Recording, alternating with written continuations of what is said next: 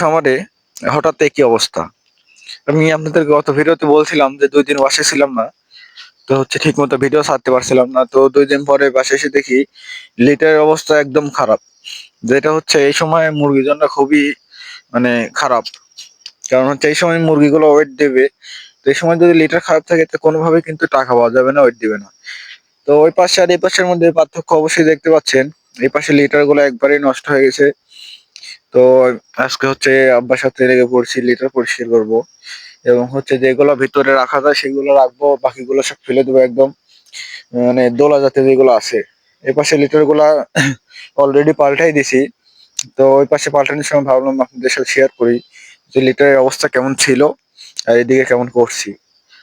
তো মূলত লিটার যদি ভালো না রাখি এ সময় কিন্তু কোনোভাবেই ওয়েট দিবে না। এখন এভারেজ মুরগি মানে এখনো সেইভাবে যেহেতু শীত পড়ে নাই, তারপরেও ৮০ থেকে ১০০ গ্রামের মতো ডেইলি এভারেজ ওজন নেবে মুরগি।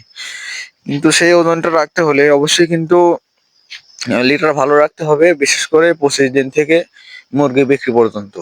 তাহলে কিন্তু অবশ্যই ভালো একটা অ্যামাউন্ট টাকা পাবেন অবশ্যই। কিন্তু এই ১০ দিনের মধ্যে যদি আপনি ১০-১২ দিনের মধ্যে যদি আপনি লিটার খারাপ করেন, তাহলে আপনার খাবারের তুলনায় কিন্তু ওয়েট দিবে কম, আপনার রেজাল্ট হয়ে যাবে খারাপ। আপনি কিন্তু টাকা পাবেন না ঠিকমতো। তাই অবশ্যই এই কয়দিন লিটারে অনেক গুরুত্ব দিতে হবে। আর আমার মুরগি এখন যে পরিমাণে খাচ্ছে, এখন যদি আমি লিটার খারাপ করি তাহলে কিন্তু আমার পুরোপুরি লস যাবে। খাটনিটুকুই লস। মানে এমন একটা অ্যামাউন্ট আসবে, দেখা যাচ্ছে যেটুকু খাচ্ছে সেটুকু ওজন দিচ্ছে কিন্তু এক্সট্রা কোনো আমার লাভ আসতেছে না। তো সেটা করে অবশ্যই মানে কেউ সেরকম কোনো একটা রেজাল্ট চান না, অবশ্যই ভালো চান। তো অবশ্যই ভালো চাইলে লিটার গুলো ভালো রাখতে হবে। দেখতে পাচ্ছেন এখানে লিটারে যে একটা অবস্থা হয়েছে এই ২ দিনে। তো এরকম যদি থাকে মুরগিগুলা কিভাবে ওয়েট দিবে? মুরগি ওয়েট দিতে হলে অবশ্যই ভালো একটা জায়গায় তার থাকতে হবে, শান্তিপূর্ণ একটা জায়গায়, তাহলেই কিন্তু মুরগি ওয়েট দিবে। তো আসলে মূলত লিটার খুবই গুরুত্বপূর্ণ। আমি বারবার আপনাদের বলে থাকি।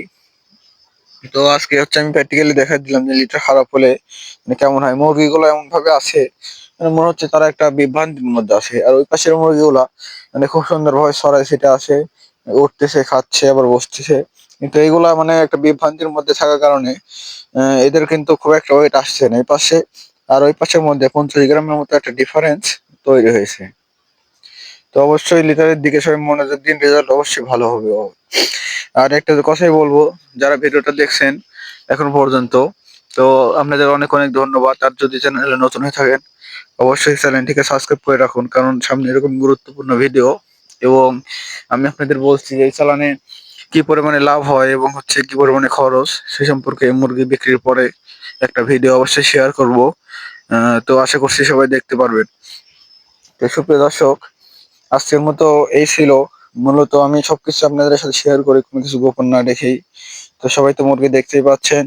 আগামী দিনে নতুন একটা ভিডিও আসবে। ধন্যবাদ সবাইকে।